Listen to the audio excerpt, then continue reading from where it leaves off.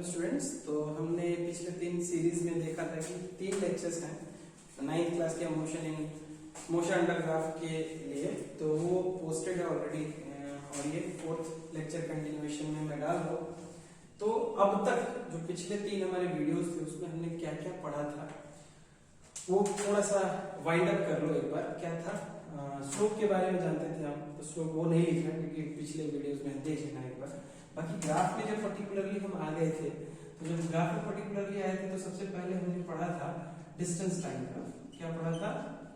Distance time graph हमने पढ़ा था। डिस्टेंस टाइम ग्राफ और डिस्टेंस टाइम के ग्राफ का स्लोप हमें क्या बताता था? स्पीड बताता था। ये मैं पढ़ा चुका हूँ, हम पढ़ चुके हैं। कोई भी डाउट है तो पिछले वीडियो में जाके देख लेना। ठीक, सेकंड पढ़ा था हमने displacement time graph. Displacement time graph, displacement time graph था और डिस्प्लेसमेंट टाइम के ग्राफ का स्लोप जो है वो हमें क्या बताता है? वेलोसिटी बताता है। तो हमने एक चीज इनमें, जो कि हम लीनियर मोशन मान के चल रहे हैं, तो उस केस में डिस्टेंस और डिस्प्लेसमेंट सेम हो जाएगा, तो स्पीड और वेलोसिटी का मैग्नीट्यूड सेम आएगा। ठीक, only if they are moving in a straight line. Okay, now for example कि मैंने ये भी बताया था कि अगर ये ग्राफ है आपका और इधर है आपका डिस्प्लेसमेंट मीटर्स में और इधर है टाइम आपका सेकेंड्स में, और इस तरह का यदि कोई ग्राफ मिल रहा है तो हम देख रहे हैं कि ये किस टाइप का ग्राफ है, पढ़ चुके हो। y is equals to mx वाला ग्राफ है जिसमें स्लोप क्या है? कांस्टेंट है। जिसमें स्लोप क्या है? कांस्टेंट है। आप पढ़ चुके हो। स्लोप कांस्टेंट है मतलब कि अगर यहाँ पे थीटा एंगल देखोगे तो भी उतना ही है, यहाँ पे हॉरिजॉन्टल के साथ थीटा एंगल उतना ही बना है। तो एंगल क्या है? कांस्टेंट है। हर जगह ये लाइन स्ट्रेट है, तो यहाँ पे क्या है? स्लोप जो है वो क्या है?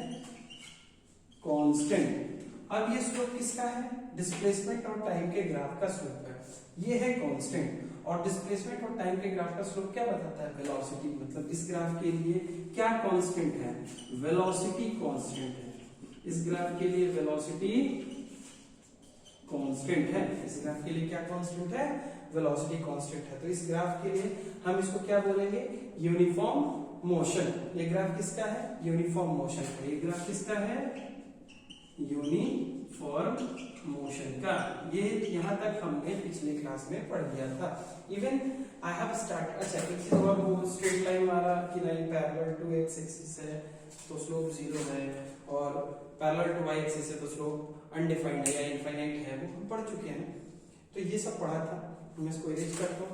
और डिस्प्लेसमेंट टाइम ग्राफ हो गया, वेलोसिटी टाइम ग्राफ भी स्टार्ट करते हैं।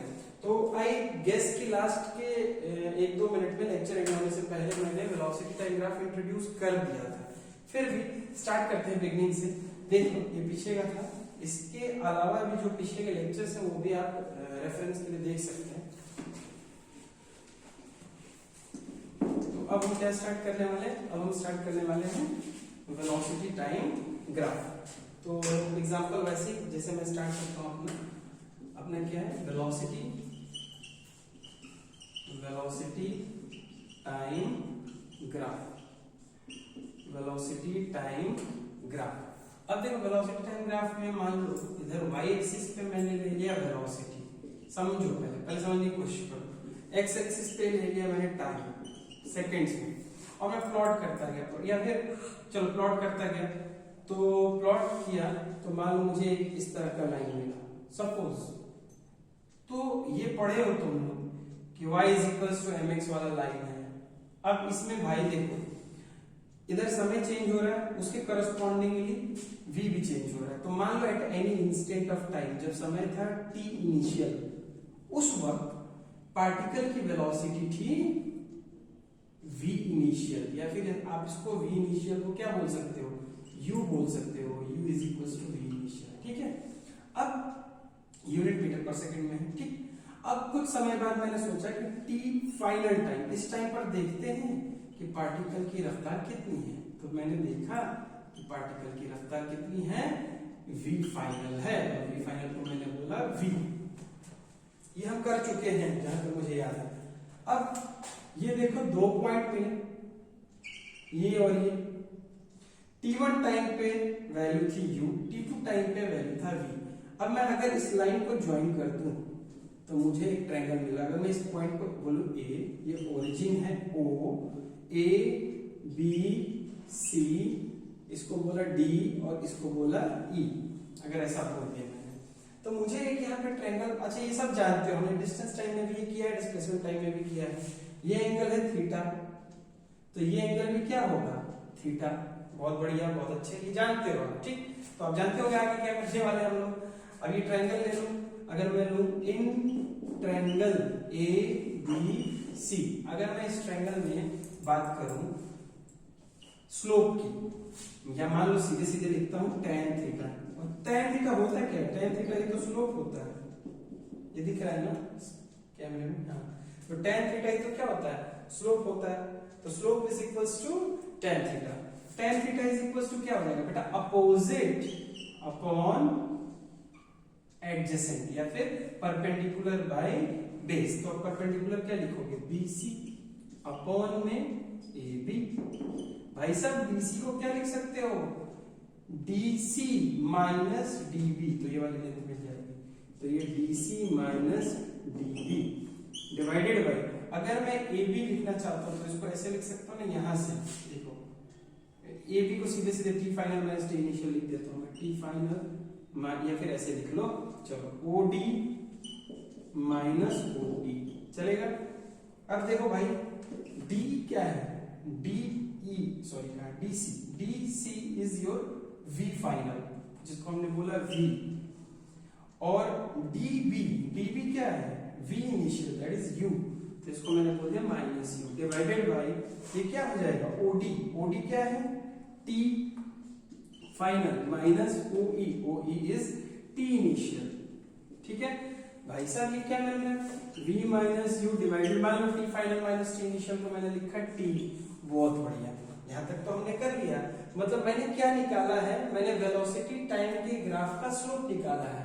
मैंने क्या निकाला है, मैंने वेलोसिटी टाइम के ग्राफ का स्लोप निकाला है। लेकिन ये मिला क्या है, ये क्या है, देखो कुछ याद आ रहा होगा आपको, ये आ रहा है change in velocity by time taken. ये क्या आ रहा है, change in velocity upon time taken. ये क्या आ रहा है, change in velocity by time taken. अरे बेटा ये तो एक्सेलरेशन होता है, बहुत बढ़िया। मतलब ये क्या है, एक्सेलरेशन। इसका मतलब मुझे क्या समझ में आया, मुझे ये समझ में आया कि जब मैं वेलोसिटी टाइम के ग्राफ का स्लोप निकालूंगा तो मुझे क्या मिलेगा, मुझे एक्सेलरेशन मिलेगा। Then what we have learned from this, we have learned the velocity time graph. मैं लिखूंगा slope of velocity time graph. Slope of velocity time graph will gives us acceleration.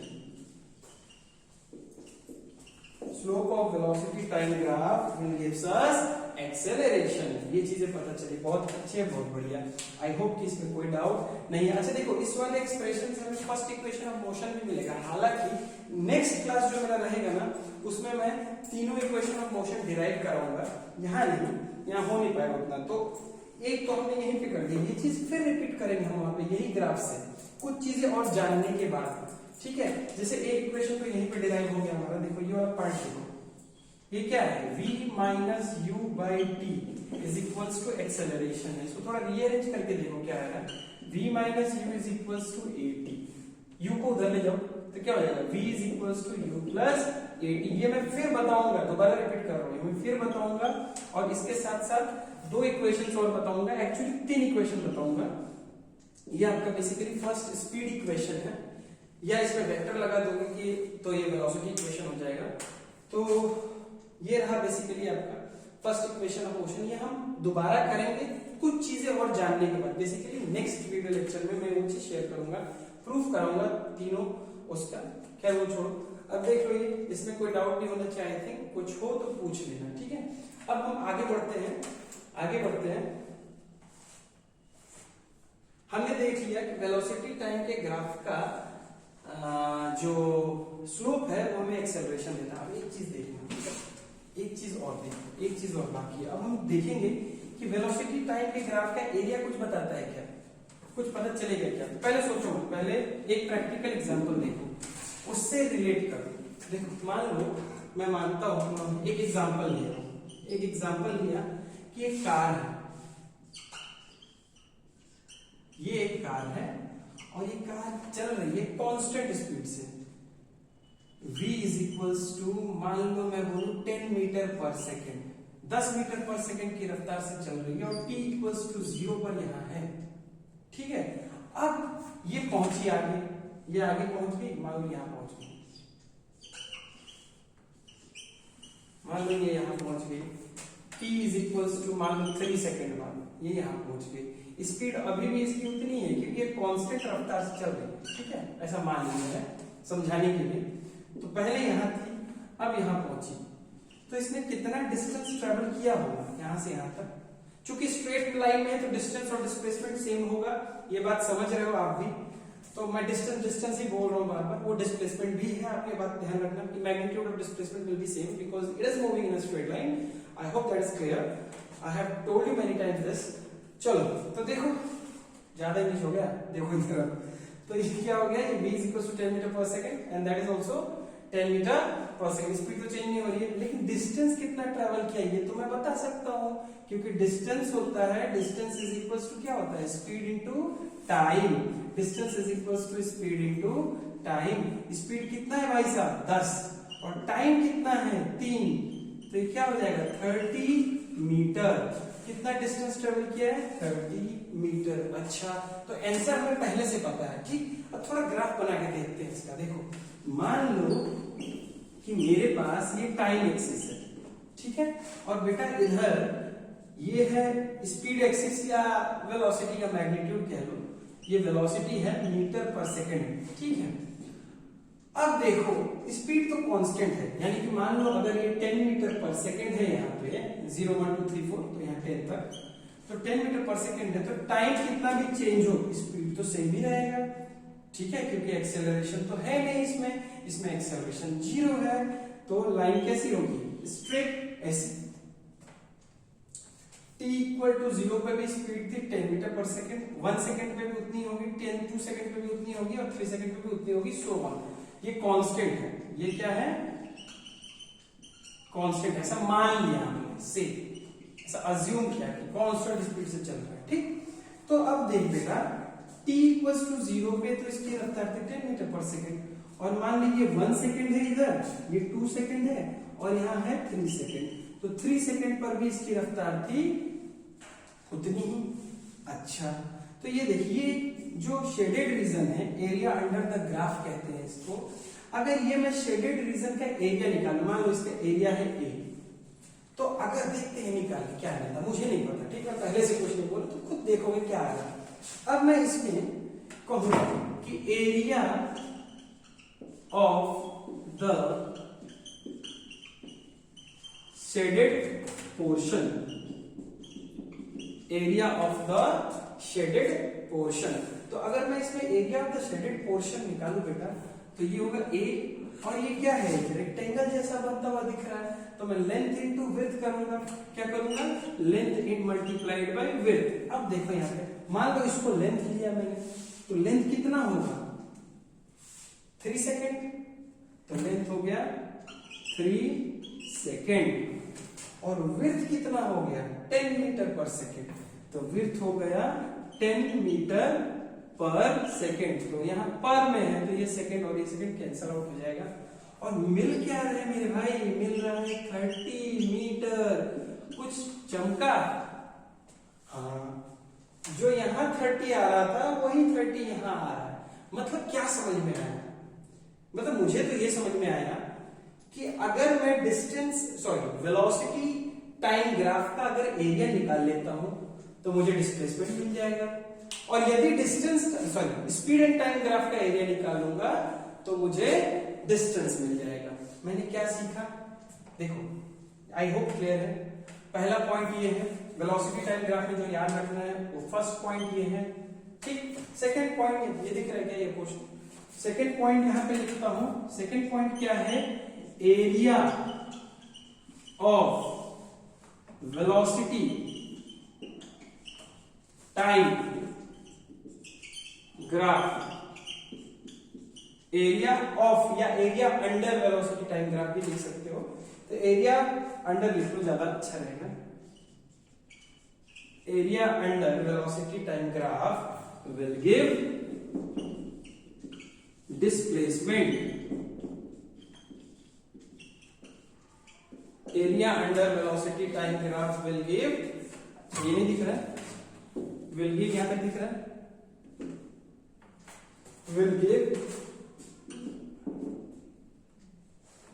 give displacement। शायद कैमरे में आ नहीं रहा होगा तो मैं इरेज करके दोबारा लिखूंगा। देख लो पॉज करके स्क्रीन और समझ लो एक बार, कोई डाउट तो पूछना। तो देखो बेसिकली मुझे क्या समझ में आया कि जो आपका वेलोसिटी टाइम ग्राफ है उसका स्लोप तो हमें एक्सेलरेशन बता रहा है, लेकिन area under velocity time graph, area under velocity time graph will give us क्या? डिस्प्लेसमेंट। अब यहाँ पे एक चीज अंडरस्टूड है बेटा कि अगर यही वेलोसिटी टाइम ग्राफ की जगह स्पीड टाइम ग्राफ होता, अगर वेलोसिटी टाइम ग्राफ की जगह स्पीड टाइम ग्राफ होता, तब एरिया क्या बताता? डिस्टेंस बताता। तब एरिया क्या बताता? डिस्टेंस बताता। बहुत आराम से पढ़ा है, आप स्क्रीन रोक रोक के देखो, जो भी डाउट हो पूछना, ठीक है। अब दो ग्राफ और कंपेयर किए थे मैंने, वो क्या है देखते हैं। अगर मैंने यहां पे वेलोसिटी टाइम ग्राफ बनाया है